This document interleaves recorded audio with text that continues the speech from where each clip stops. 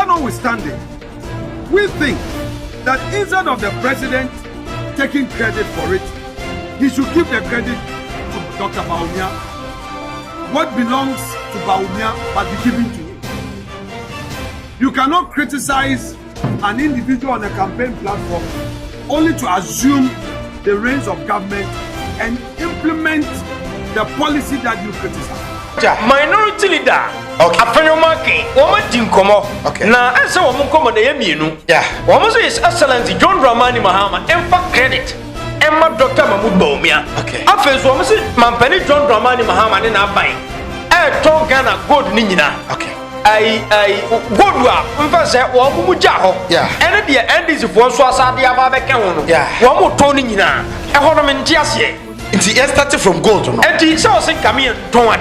Director, say Afenyo Markin, politics, Ebekuno, Ade, Senya politics, no Kunidia. Abusha the 10 years wedding caricature say in summer a question our micron Ghana Marcini and some cost recruitment media. I had on one say P2 Zuma, a Bema was on at a sentinel in Saka this particular video.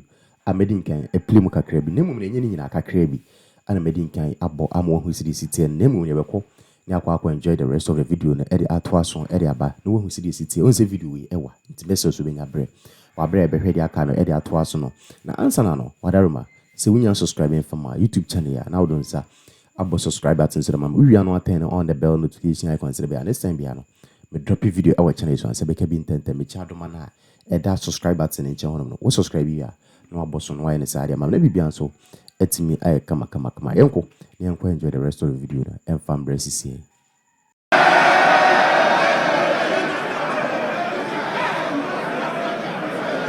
And I'm pleased to report to this house that the CD appreciated by 40.7% against the US dollar and by 30.9% against the British pound and by 24% against the euro. Mr. Speaker, Ghana's economic turnaround is broad-based and comprehensive. All sectors of the Ghanaian economy have witnessed remarkable improvement in our first year in office. And most importantly, Ghana's economy has surpassed the 100 billion mark for the first time. And as I said, it is projected to place Ghana among the top 10 largest economies in Africa. Okay, Commander. Yeah, Director. His Excellency John Dramani Mahama. Okay. And say, Obe PM or my Ghana mua. Yeah. Adiachi, and so still, Ghana Fogusua e Tihon Komo after say, Mampeni at the State of the Nation address, no, Ekotuga. But then, video ya Ekoshe. Okay. A hona catch attention. Of course. Mampeni John Dramani Mahama say, Woman said $1 no. Yeah. Nemo almost 17 cedi no. Of course. And a cedi na air fighting against the dollar. Yeah. And almost sounds so bad to difficult economy.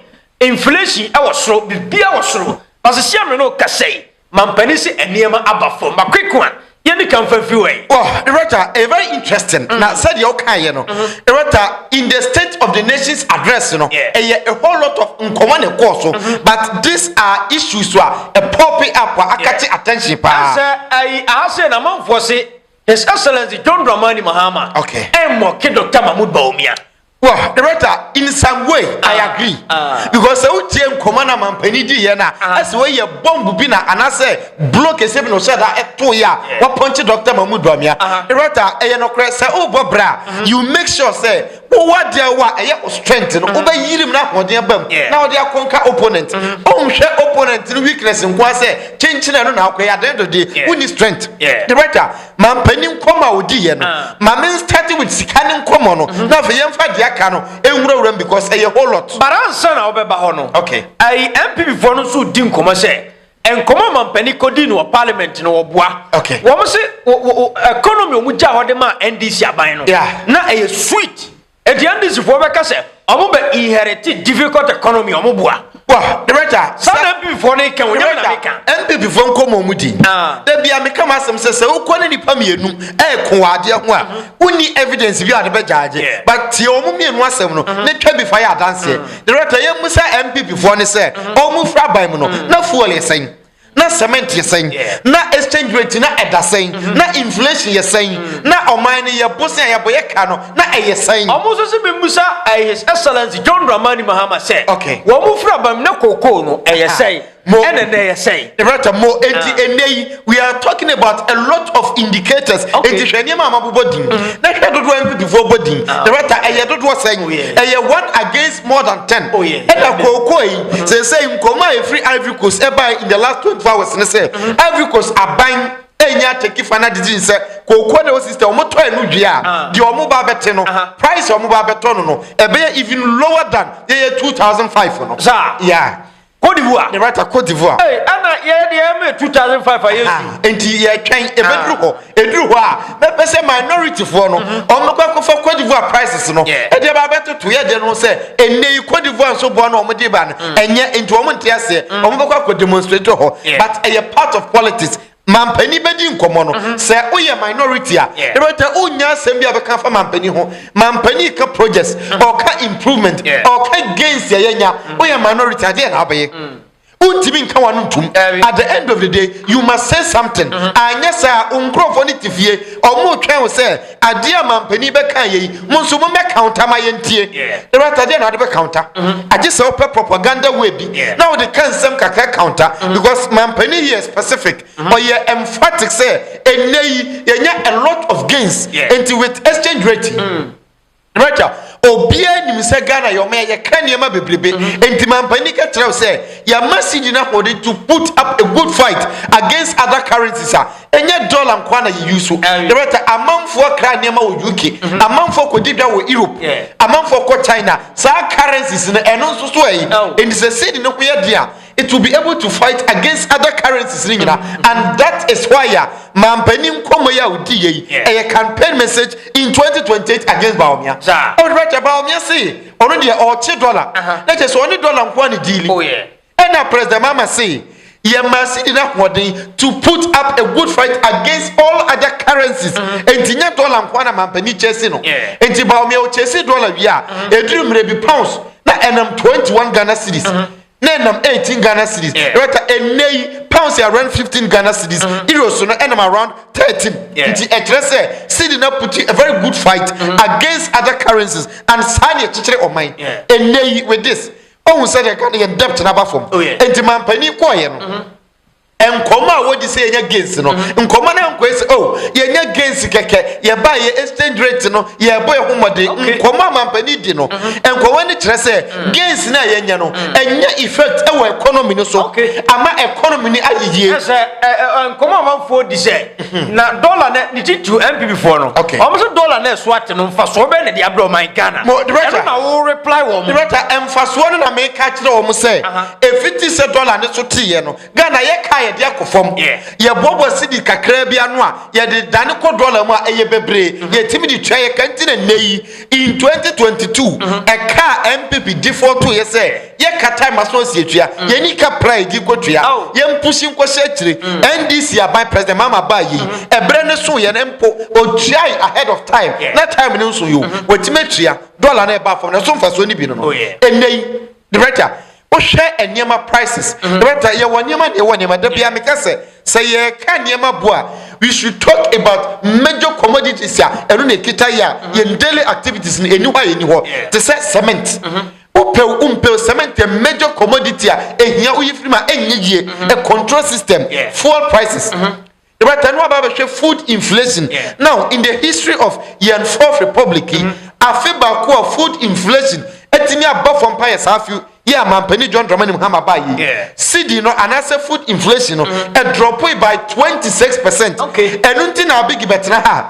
Abigi say more last year and as the last 2 years na all turn 1,000 Ghana and they all turn 500 and 1 gallon and na all turn 1,002 no and they all turn 450 500 now what do you say ene ye ka se cedi no e ho ye din economy na ye ya and reflected dey be na reflected the better we did say na 70 over 100 cedis and the cement ne bo no about 70 ene na ammonia wane bo no kosoro eswate fuel na ye to 1 liter around 15 cedis ni ade Director, and therefore 1 liter 11 cities near the 12 cities, 10 cities.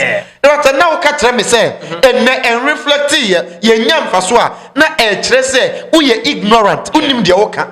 Say unim dioka, you will agree, say, and you know, crack at the end fan of to be better, and near we a swati. Director, for the first time, that Ben I would say, a month for we into business, and the creator Babonti say, ye better near Masu. Say car dealers Babonti say, ye take out 15%. Azumi say, Omukanomano tra. Tempo motis 15%. When was the last time I say, Ominya confidence Babonti say, ye better near Masu? When was the last time? But these are certain things that a for nature say. Mampani State of the Nations address or koye you know. Among for the Kayan Wabonti that Amano. Enti Commander Patches His Excellency John Dramani Mahama. Nan keniso hard who crack in Parliament Kasa. There be Ghana Fire, the number Ghana Fire State of the Nations address. I'm a Mampani that Neni so hard who cook. Because say nay obiti come na okwa mampani ti come okwa Parliament House no otwamu ehu fuel stations no omo prices are ededa so mampani na hu de bo ne tie enti omo aye State of the Nations address on fuel akire mu se bo no so wate reta wo de no to nchen a omo to emo ne anwa no prices na asesa omo so aye omo State of the Nations address no eso wate cement for no okwa omo aye board de sisi ho prices no eso wate State of the Nations address Benechewi. And at the end of the day, the director said, Mampani kwa address here, say, Oko, and I mean, say, one ye, not at all costs, I was say, Oko there. The director Mampani kwa, and they also Oyenani. And nay, me Baba address or mine. Say, Onama Bontia, the Ghana for a church rabba Bontin concerning anima prices, or to coin, said the net exchange rate Nisa Yeno. The Ratamunia no so, Namun conclude to be economy net drew. After in terms of project. Utisia Bontia, which I said the road construction, Ghana region BM, contractors work so. Juma. That is the state of the nation. Or mine a Tibia, and one on Nakampany. No, answer is a Rosa, a bino air. Accra to Kumasi Road. The Shamano Kase, as why you busy. I busy. Omo ye kwana din one more kind of Zapokiasi interchange now. Now, Kufuado Eja Hono. The Shamano Kasa, you go to of course. And can to war fun can to Kumasi Road. No, well, but you want dance here. Very good.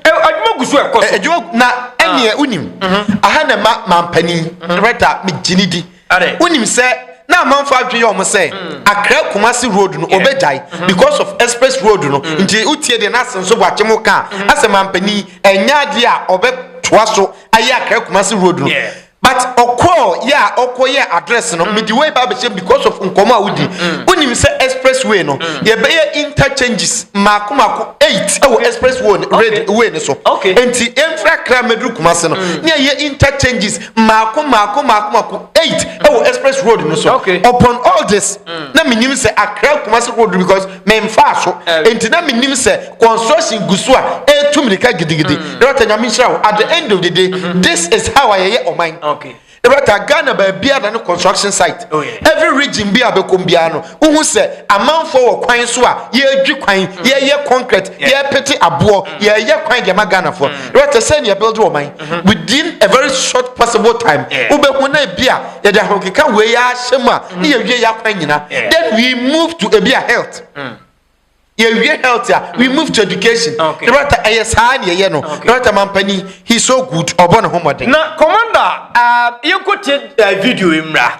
Afenyo Markin and Crow for so TCH. Now the area Koma or Mudi, get to every 1 minute.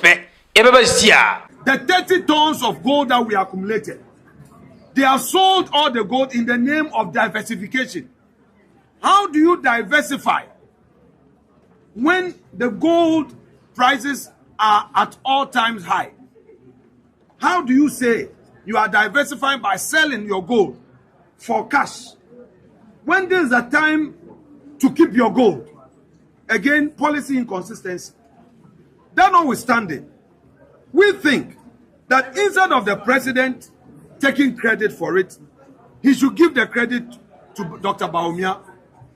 What belongs to Bawumia must be given to him. You cannot criticize an individual on a campaign platform only to assume the reins of government and implement the policy that you criticize. Minority leader. Afenyo Markin, woman dinkomo. Na ese woman komo na yemienu. Woman say His Excellency John Dramani Mahama emfa credit. Emma Dr. Mahmoud Bawumia. Afenyo woman say Mampani John Dramani Mahama ne na ban. To Ghana gold ni nyina. I gold wa mfa se wo mu gya ho. Ene de NDC fo so asade aba be ke ho no. Wo mu to ni nyina. E ho no menti ase. It started from gold, no? And he saw some coming to one. Director, say Afenyo Markin, politics ebekuno. Say your politics ne kunidia. Na na dwen awu. Director, enei gold bo kodru prices a ye hu bi da ewuase. The highest prices of gold bo akọ. And yet this time prices you are telling us say ye wo gold ni bebre gudem. E ma ye nton. The prices no was through. Am I in 20 yen prices from the yen ton? That is what you see. Reserves from the Aguo. And Tianisa mine ton. What is the purpose of reserves? Me question no. Ye gold na ye to go on. Ye to go do say that chibia ho kire ba yeso a na ya tambia koton. Say gold prices cost ro a ye here sika na ya ton na ye sika de abese economy. Okay, yenya I mathematics ketua bi e wa ha. Okay. Se ebi wa se dollar no e from pa amanfo timi sheda koto dollar ne bi good them enti ebedu time bi no na dollar na ekosoro that time na was utilize na oton dollar no dem cho what ya se asem ni nyina no ana me mfa sa de we nso nya example me fa ne se wakoto goose ebi a entos ana se ade bi a ye die ade ni bu pa na okosto ade no a se ade no ye dia e wo se ubei ton so wa ma me ya ton ye bedu time bi no ebesa bu direct ama wade na kofom yes I know it is a see ya good ne boa ya din awo adwaman so no this time na wo se ye ton na ye sika bebrebe e de begu Bank of Ghana direct unim ana en no kre NPP for we so nko ba ntima dwom ne makola na wo nko busa omo ton aburo no omo toto aburo ton no sade ye kikire o man na omo nkire omo obisa aburo fo na aburo ba na ebu a na omo to de agudem aburo bu okosoro pe na omo twe aburo ni nyina akoton na omo gisika ne bebre akogudem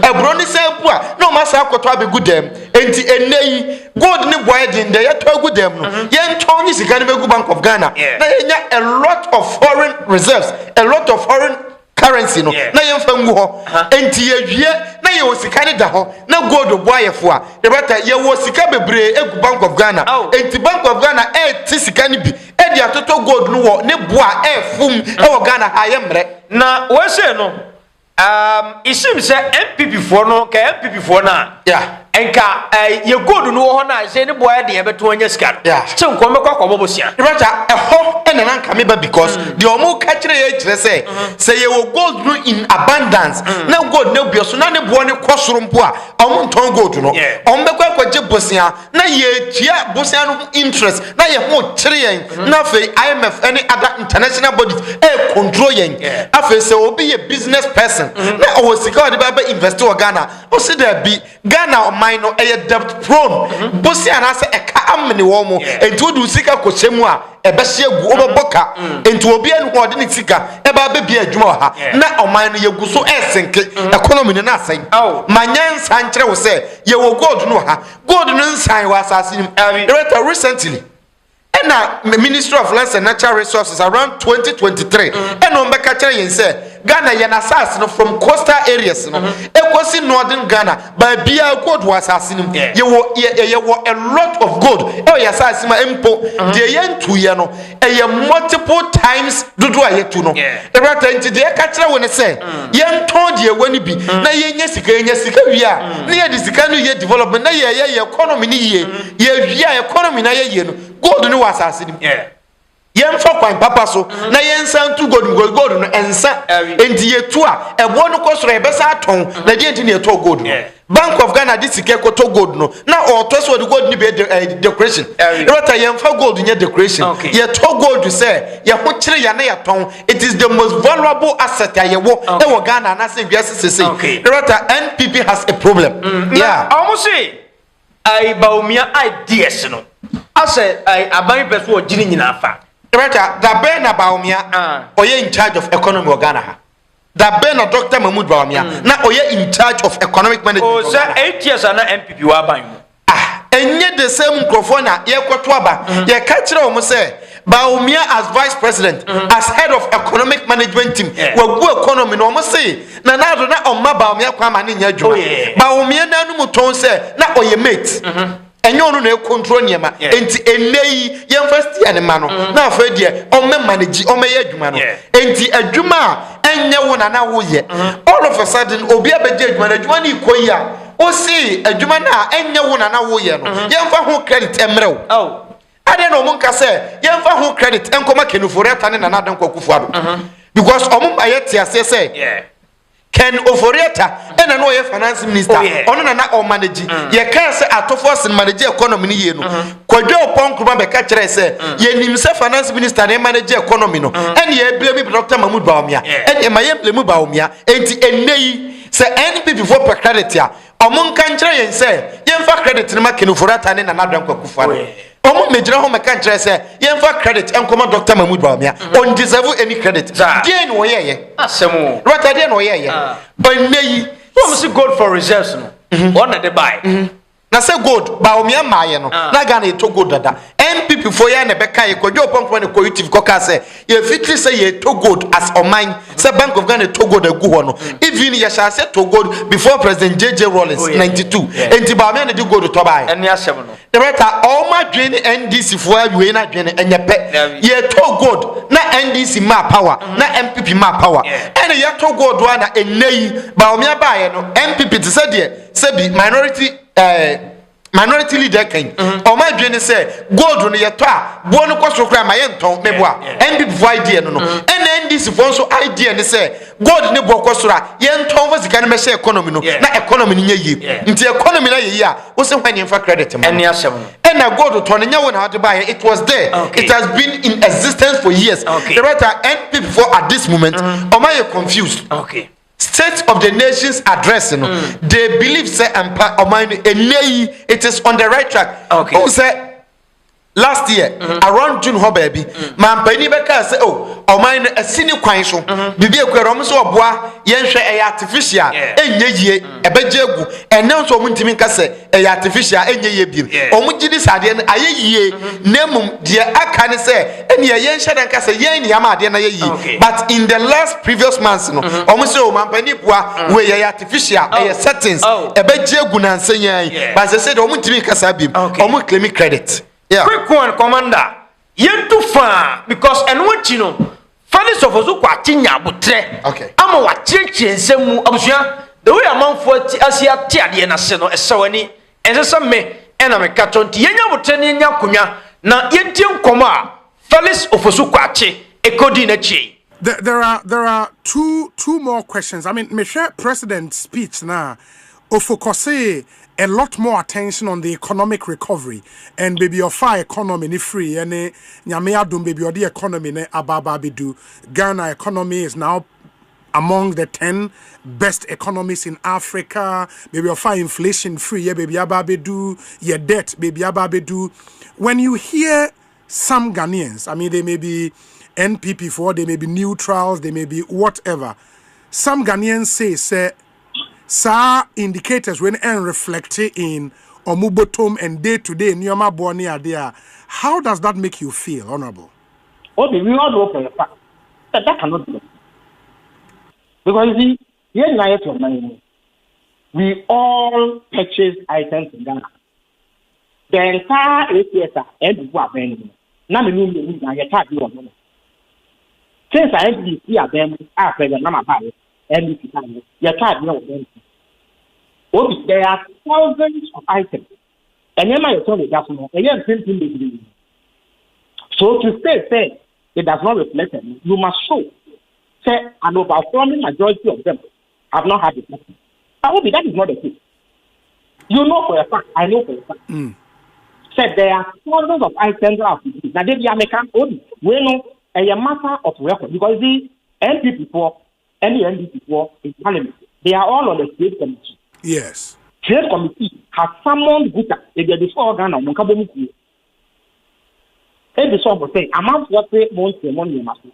Guta has shown evidence that It is part of the record of Parliament in the Trade Committee's report, amenity from that meeting, showing that the price of thousands of items have reduced. Will be a product. May I know for the fact a mobile, a global, a sambo, coconte, gary, sardine, semina, cement, obi, under MP, cement, 150.